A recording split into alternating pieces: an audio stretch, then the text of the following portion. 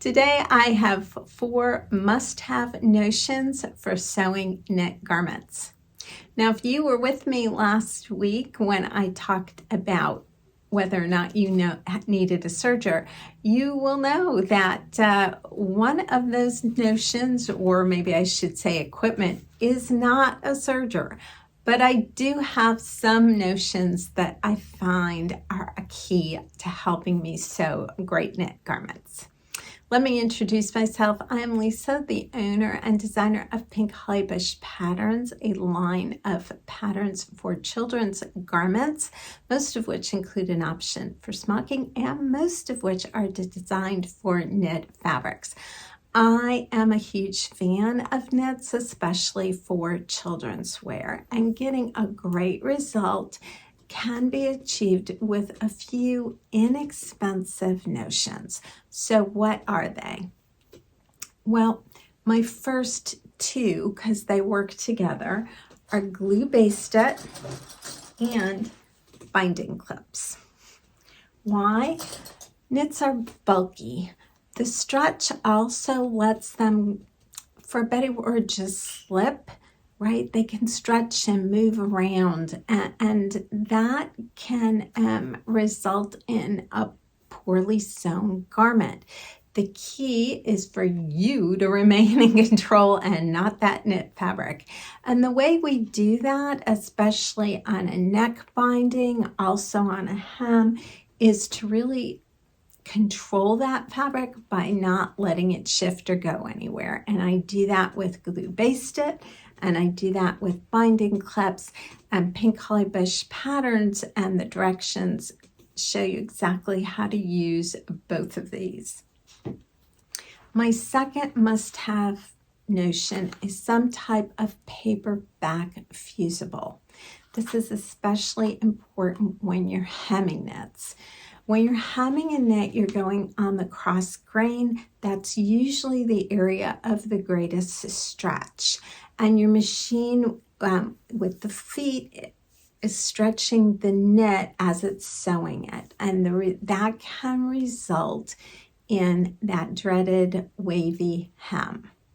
So how do you combat that? Again, it's a matter of you controlling the fabric, and the paperback fusible lets you do that.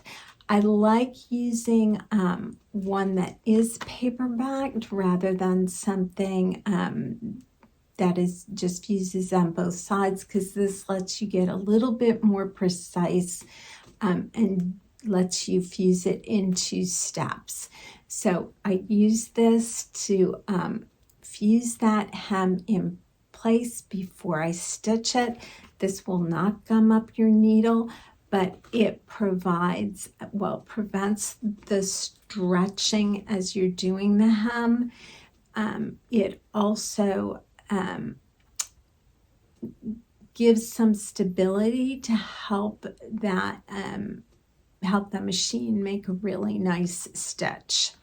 So I highly recommend there's lots of different ones on the market, paperback fusible. I prefer the 1/4 inch size rather than the 1/2 inch size, even if you're working with a wider hem, simply because I find that this is easier to shape to the edge of the hem and manipulate than when you're working with a little bit thicker one. And then my 4th notion that I just can't live without is a great quality stretch interfacing. So there are different manufacturers of this, but I just, French Fuse is one. This is a Tricot. You can see it's got stretch to it. And you just use this to interface and reinforce a lot of different areas. I always use strips of this to reinforce the back shoulders. I use this for any type of openings, buttons, zippers, anything like that with a knit to again reinforce and help. Putting this on the edge of pockets can also help prevent them from stretching. So it has some stretch to it so that It does allow that knit to still have some of the give, but it doesn't allow the knit to stretch out and get sloppy, especially over time. Now, I love working with this stretch interfacing. I use it for my wovens as well. It's just my go-to interfacing. You can use a stretch interfacing with a woven. You cannot switch those. So you cannot use a woven interfacing with the stretch knit. The woven interfacing will take away the stretch completely. And often that isn't what you want. You still want that knit to have some give, but also to be reinforced and to prevent that area, which is probably going to get more wear and tear on it from stretching out over time. Now, if you would like some more help with knits, I have 2 resources for you.